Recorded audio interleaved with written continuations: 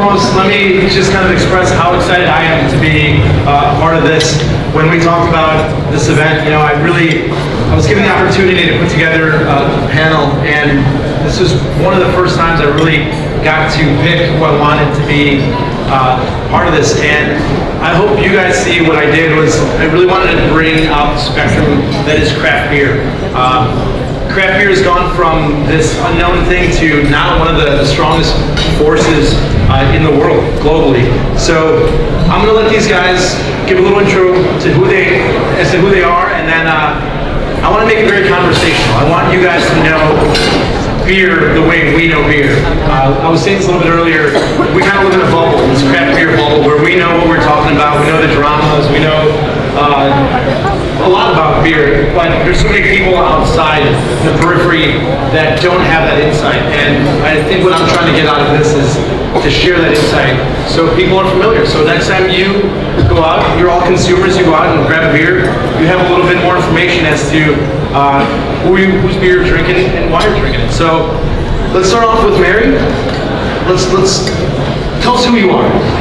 Hi guys, my name is Mary Bauer, and I am the plant manager of the Lagunitas Chicago Brewery. I guess plant manager means that I oversee all the stuff that goes on there. Brewing, packaging, maintenance, facilities, warehouse, dealing with it all every day. I've had that role for about 6 months. Before that, I was the head brewer of the Lagunitas Chicago Brewery for the past 4 years. So Lagunitas is 25 years old, but we've been brewing beer in Chicago for the past 4 years. So I was here during construction, design, helped handpick our 24-person brewing team, designing some of the recipes and commissioning equipment, and then just making sure we're brewing awesome beer every day. So I guess that's a little bit about me and where I came from. Awesome. Greg?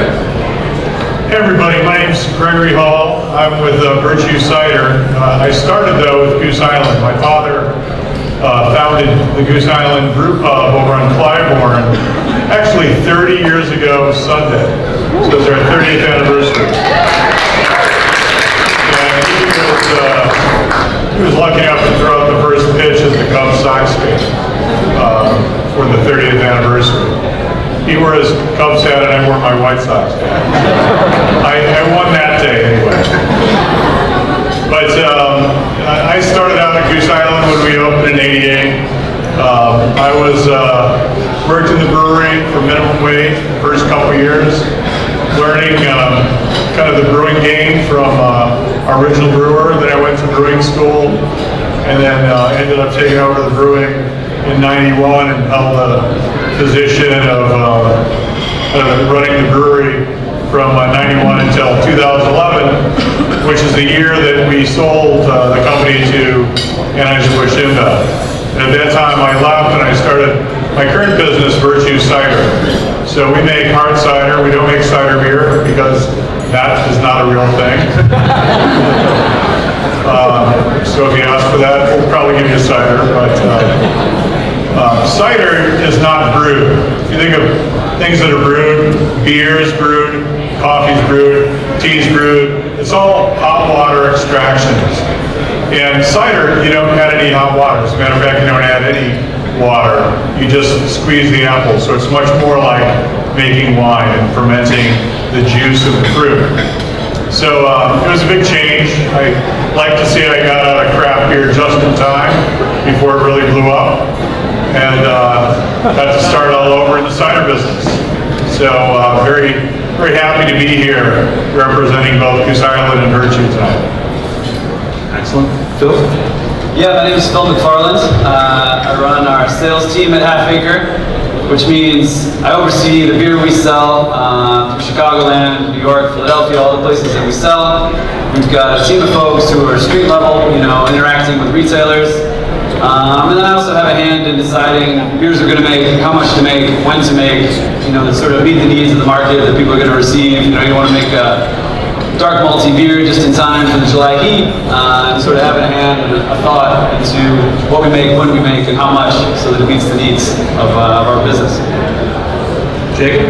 Hi, Jacob Sobrano, head brewer over at Cruz Blanca. We are on the West Loop, fairly small, and when I say fairly small, I say very small.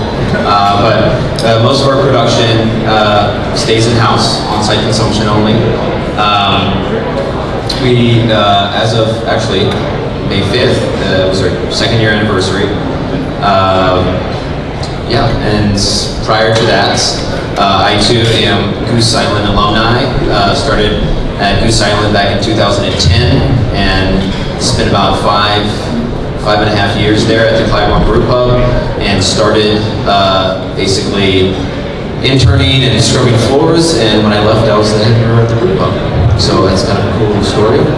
And prior to that, I had about 8 years in the hospitality industry, doing everything from fast food cooking to cheesemongering to sous chefing to, and you name it, I've done it all in the kitchen. So I guess I brought a little bit of kind of a different vibe and a different kind of influence into the brew house. Not necessarily culinary brewing, but a really strong respect for your ingredients and how to manipulate them and all that kind of stuff. So I think this panel will bring a real strong, all over the place. Well, and that was exactly it. You know, and that's craft beer, right? Nobody has that one linear path to brewing, and that's what excited me about this panel. That everybody has this different, very diverse background. So I'll set the scene a little bit. 1982, Sierra Nevada opens up in Chico, California, and in Chicago, what's happening in 1982? Not much. Especially beer-wise, you've got, you know, the Bud Lights of the world. I think Miller Lite was Miller Lite already around in 82? Yeah, absolutely. Yeah, there you go. So, old style now. Yeah, and that's what it was for several years. In 1988, talking about diverse backgrounds, a little bit of history of Chicago brewing. Your father, Greg, was not a brewer. He was just a fan of beer. He was a salesman and very successful at that. And he decided to, I don't know, put your savings and your college tuition, maybe, gamble that and open a brewery. Yeah, that's right. He was an entrepreneur. He was not a brewer. He had worked for a company called CCA, Container Corporation of America. Anybody remember that company? Yeah, so he was a controller. You know, got his way all the way up to a quarter suite on the 54th floor, and they got bought by Mobil, so he worked through that, and then they merged with Jefferson Smurfit, and he got an opportunity to keep his job and have to move to St. Louis, and he said, you know, I worked for the man long enough, it's time to do my own thing, and famously said, if I'm going to work for an asshole, it might as well be me. So yeah, raised a little bit of money and got into the beer business, the restaurant business, the sales and marketing business, all those things, which you're not necessarily prepared for when you open up a brew pub. So, of all the panelists here, you seem to have the more natural path towards craft beer, right? Because your father, it's almost a family business, right? But you didn't have that path. No. My path was definitely different. I studied chemistry and food science, so I'm the science nerd up here probably. I fell into brewing just through taking courses and learning about fermentation and thinking this is a way cooler way to apply chemistry rather than crystals and solvents in a lab and stuff. So I ended up working for Anheuser-Busch right out of school on the research pilot brewery. I learned to brew on a 15-barrel system, taking the courses that Anheuser-Busch would give you, and then going on to Cartersville, Georgia, one of their bigger facilities, is where I learned to be manager, supervisor, and loved working with people. So that's kind of where my career path went, is combining both the science of brewing and also working and leading a team of people. And then Phil and I met many moons ago. You used to be a DJ, and then you went from being a DJ to owning a bar. And ad man. There you go. Yeah, that's right. So Yeah, so I guess my life life has kind of played out in 10-year chunks. I worked in marketing and advertising for about 10 years. The merchandise mart here in Chicago, at Leo Burnett here in Chicago. And a good friend of mine, we sort of got a wild hair and opened a bar in Ukrainian Village, Wicker Park neighborhood in 2004, which now seems like a really great idea, but in 2004 was debatable. That worked out really well for us, and I think me and I sort of both backed into a career in hospitality and backed into a career in beer for myself. I certainly at that time didn't have a plan to do this bar, learn this business, get into this industry, but it has played out that way. So it's, I'm as surprised as anybody. It's been a good ride.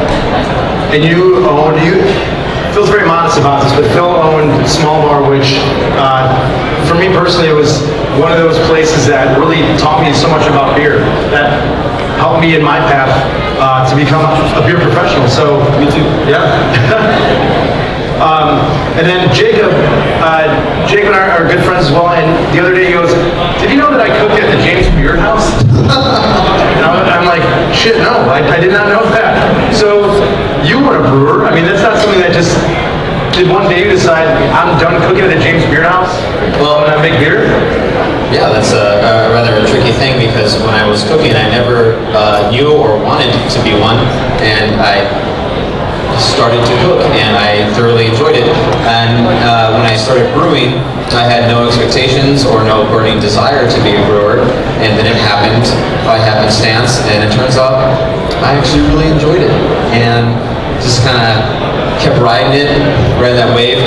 And I think the biggest thing is just really fully embracing something that you enjoy, and taking your work home with you, and embracing yourself and immersing yourself in the community and in the industry. And when you do that, you start realizing how really wonderful it really is, because everybody has their own opinions, everybody has their own style, everybody has their own identity. And you start really realizing that. You start really realizing, man, this role of craft beer is way bigger than we actually anticipated or we actually acknowledge. So, but yeah, going back to original statement, it's just like, man, this craft beer thing's changing real fast, and it's kind of hard to keep up with. So what was that point for you? At what point did you look at this industry and say, this is something I really want to get into? I mean, we're all professionals here, and we're obviously doing something that we love, but it's also kind of a leap of faith, I think, for a lot of us here. Because when we got into it, craft beer isn't nearly what it is today. Well, I'm a very process-driven individual. There are procedures, there are steps, but within that, there's room for deviation and creative interpretation and thoughtfulness. So that was like the big attraction to it. I think it's still like exactly where this is going. I don't know if that answers the question. Well, I mean, and Phil, for you, your friends decided to get a place, and then you went from owning a really cool, almost not a nightclub, like a cool industry spot, and then you opened Small Bar. Like, what did you know where it was going? Did you have nobody here really had foresight, but like, what were you thinking? No, I think we just wanted to create a place at the time that was unique, had a broad offering of beer. Microbrew was still kind of the term. Craft beer wasn't even really a thing yet. When we opened that bar, we had about 120-some bottles on offer, and it was really just about the range. It was things now that certainly would not be considered craft beer, but it was about the variety and the curiosity and the opportunity to try something new. And over time, as more things became available, and the beer scene became the craft beer scene, what we were offering and the program we were running changed, and we sort of went along for the ride in a lot of ways. I would say there was very little intentional thought. Yeah. How often were you challenged by the availability of things that you had in terms of, well, never seen that before, let's give it a shot, and then 3 months later, definitely never seen that before, let's give it a shot? I think as time went on, that became more and more common. Like up front, it was pretty stable. We had our placements, we kept it in stock. And as more brewers came into the scene, more importers came into the scene, it started, getting steady drumbeat pitches of, oh, you should buy this, you should try this. We had the business open 10 years, and I would say the first 7 were pretty, and you could be friendly with your rep and do business with your brewery friends. And then it hit a point, maybe the last 3 years, where there's just so many brewers, so many new things that it was hard feel like you were making a decision based on something real. Hey, Greg, for you, you got into beer when in Chicago now there's about 200 breweries in the state of Illinois. When Goose Island opened up, there was one in Chicago. Yeah, it was pretty lonely back then. To put it in perspective, in 1988, there were less than 200 breweries in the whole country. Now there's close to 7,000. Now it's a $4 billion business, and I think it's fun being in front of this audience because beer is so market driven. The market decides the winners and losers. When you go to a bar like Small Bar, Map Room, or wherever your local is, you get to decide which beer you want to pick. And nobody has that much of an advantage. And when you walk into the store, again, the drinker gets to decide which beer you drink. So, there's price lovers, advertising lovers, and all sorts of stuff. But it's very market driven, which I don't know anything that's as market driven as craft beer right now. Now, again, being that Goose was this, pun intended, this little island in a sea of nothingness, was it more of a challenge, or was it detrimental, or did it help out that there was nobody close to you? There was no competitors, really. It was a huge challenge back then. In the early days, we just had beer at our brew pub, and then in '92 we started self-distributing it. We went to Shaw's Craft House. That was our first account. Sheffield's, Artful Dodger, a bunch of small local crafty places that pretty much all of them in the early '90s because there weren't that many. And in other bars we walk into and say, hey, we should put our beer on tap and make it right here in Chicago. And they're like, oh, I already have a microbrewery on tap. I've got Goose Island. And anyway, I can't take the St. Pauli off because Larry comes in every Tuesday and has like 3 pints. That's basically what we were up against for the longest time is, the old world European brands were thought to be the most premium beers out there. And then the American beers were the most popular beers out there. And then nobody knew how to categorize us in the late 80s, early 90s. We were kind of the, not the redheaded stepchild, but kind of the stray cat that the redheaded stepchild found in the alley. So, Mary, you went from science, big brewery, not so small brewery, back to big brewery. At any point were you like, did you ever question what you were doing? A few times, yes. A few times, yeah. When we opened Chicago, Lagunitas was growing at 30-40% year over year, which is great. It's super exciting, but you're barely just trying to get beer out the door, make orders, and keep moving. So it was, when we first commissioned the system, it was, we're not going to wait for the pipes, get the hoses out, make the connections, just get it done. Just get it done, find a way to get the beer out the door. And I thought, oh my goodness, this is not how we did it at the big places, right? But that's what makes craft beer fun. Sometimes you MacGyver things, sometimes you figure out a way to make it work when the time is needed. And then in addition, when you talk about competition, I think what has driven us now with these 200 plus breweries in Chicago is it drives innovation, right? To stay competitive and to be able to entice consumers, we all look to each other to see what other people are doing, see if we can do something a little different, develop a new process. But I think in general, breweries now really inspire each other. So it's kind of a cool vibe that we have now with so many breweries. It drives that competition and innovation. That's actually a perfect segue into, I want to know how you guys see the industry as a whole now. Is there a bubble? Is there a craft beer bubble? And if there is, where are we? How do you see the industry now? When you look at the craft beer landscape, not only in Chicago, let's take ourselves out of our comfort zone. Let's look at the United States. How do you see, since you're a national brand, how do you see the industry now? Yeah, I mean the entire industry is just getting super competitive, right? And it's even not even amongst craft brewers, but it's other industries too that we really have to compete with in wine and craft cocktails, even ciders, and then even now here you get the marijuana arena too. That's starting to entice people, right? So we have not only competition amongst ourselves, but we have these other types of industries that are coming in, and yeah, gambling. Greg, as someone who's seen this wide spectrum of craft beer, how do you see the industry as a whole now? So in the mid-90s, supply was growing faster than demand.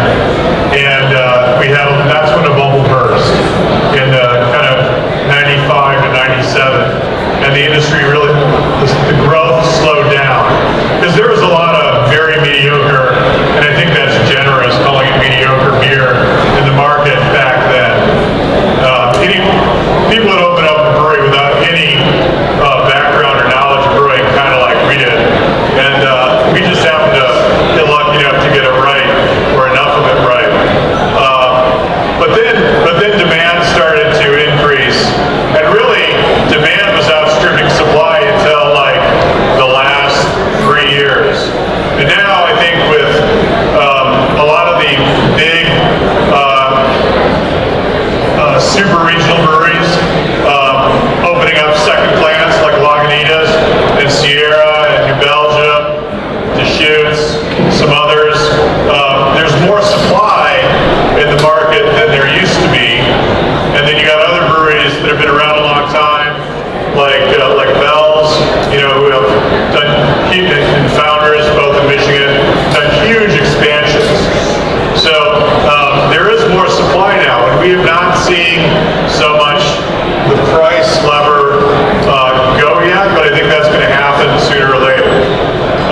What's really neat, though, is the growth of local beer, and really kind of like micro-local beer, where you're not just drinking beer from your hometown, but you're drinking beer from your block or your neighborhood. And it really ranges. There might be a brewery 2 blocks away and another one 6 blocks away, and they're not as close. So it's kind of, breweries are almost like dry cleaners now.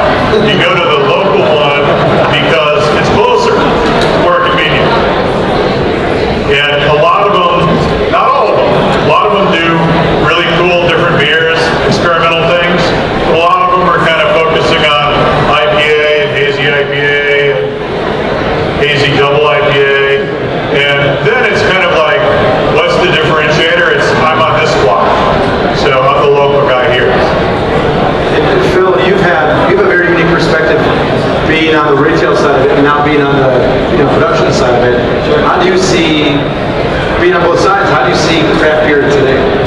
I mean, I think, we were talking about it a little bit at the end of the last exchange here, that at the end of being a retailer, being a buyer, you could see there was just this explosion of options, brewers, and people line out the door to pitch you on stuff, not all of it very good.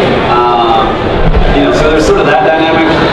I think what Mary spoke to, there's a lot of brewers enjoying 30%, 40% year over year growth. Just rocket ship growth. And I think those two things have kind of met. And, I think you're correct that there's a lot of supply. We're cautious with our business planning. I think we talk a lot about keeping control of our beer and not letting our beer control us. We want to have goals that are realistic, understanding the market that's realistic, and not just to sort of shoot the moon, grow at all costs approach to it. Because it's strange out there. It's competitive. It's a very weird year of beer, for sure. And Jacob, we're getting close to the end. You work for, you're making amazing beer, and you have almost an advantage, I think, over a lot of small breweries, brew pubs, because you have a kind of well-known chef, Rick Bayless. Anybody hear this guy? But going back to the hyper-local neighborhood thing, is that we have the privilege of having 100% control over a product, and it never leaves our sites, meaning that we all sell it on site. And there's a difference to that because whether or not we know a brand or a product would be successful in the marketplace, well, we have the privilege of, again, having a service staff that can support new beers and support the things that we're doing. And what you start seeing in these really hyper-local breweries, there are really real like creative expressions of the brewers, and sometimes stuff like that, and sometimes the stuff that we brew in house would not fly, would just crash and burn on a shelf. But again, that is not something that we focus on at Cruise at the current moment, and that's really, I mean, we're looking at huge different spectrums here, and you know, talking about trends and growth and all of those kind of things, like, well, we have the opportunity to dabble in trends and then also to make our own identity and to basically have a little more freedom to kind of do what we want. And, you know, we're doing it at 300 gallons at a time. It's not a huge investment. And, you know, it doesn't stick around long, and if it wasn't a win, then we don't have to do it again. And we move on to something and some other wild idea. So again, you know, when you're as small as we are right now, we have the flexibility and the capability to take risks and to do things that we think that builds a very creative and entertaining beer program. Yep. So it really is the complete opposite end of the spectrum. And it's cool because there's a lot of us out there, you know. There's more small breweries than there are large breweries, and you know, if you focus on keeping people happy on site by what you do and what you brew, I think that's really entertaining for the consumer. And yeah, and then they can go 2 blocks down the street. You know, we're right down the street from Haymarket, and you know, Pete and Co. is making some really great beers, but there's literally no overlap from what we do and what he does. And that's kind of the beautiful thing about it. You start there, you come to us, you start at us, you go to Haymarket, and you know, and you can be a very thoroughly entertained beer drinker that way. So, and so you guys as an audience are living in an amazing age of options. So, to finish up, I'm going to let you guys each give a plug for what you're doing and maybe a shout out to somebody. Like, who should people be checking out in Chicago? Jake, we'll start with you. Who should you guys check out? Half Acre. Do you have anything coming up that you want to plug? Oh, and internally, what I want to plug? Get these people in your place. Oh, get these people to my place. Oh, well, I mean, man, this summer we have so many special projects in the mix that are kind of these projects that I started, and my assistant Todd started 2 years ago, are finally starting to fully develop. And these are like real projects of love and labor, bottle conditioned wild ales, barrel aged beers. Man, our beers in our program has just really hit this stride. 2 years later, it takes a long time to establish yourself, and really get a good identity going. And right now, we're in a good place. So, I mean, there's not a whole lot to not be excited about what we're doing. So, I don't know about it. And Phil, you guys have a new beautiful tap room? Yeah, we've got 2 tap rooms. I guess, you know, briefly, if you're not familiar with Half Acre, we've been making beer in town for about 10 years. We've got a tap room on Lincoln Avenue near Montrose. We've got another newer tap room further north in the Bowmanville neighborhood, kind of near Foster and Damon. We've got retail operations in both, lots of fun cans that you won't find out in the market that are firing out of our tap rooms. So if you haven't checked out our tap rooms, you certainly should. Always worth a visit. As for your question, that's really hard. There are so many brewers. I don't even know. We're friends with so many of them. I hate to, I think as a consumer, the best thing you can do for yourself is learn what you like, learn how to ask for it, learn how to explain it, and then that'll really help you navigate the giant, wide open sea of beer there is out there, and land on something you like, whatever it may be. I think educating consumers is the future. I agree. Greg? So what I would plug is our farm up in Michigan. We've got a beautiful farm on 50 acres. We grow apples. It's a real farm. We've got pigs and sheep and chickens.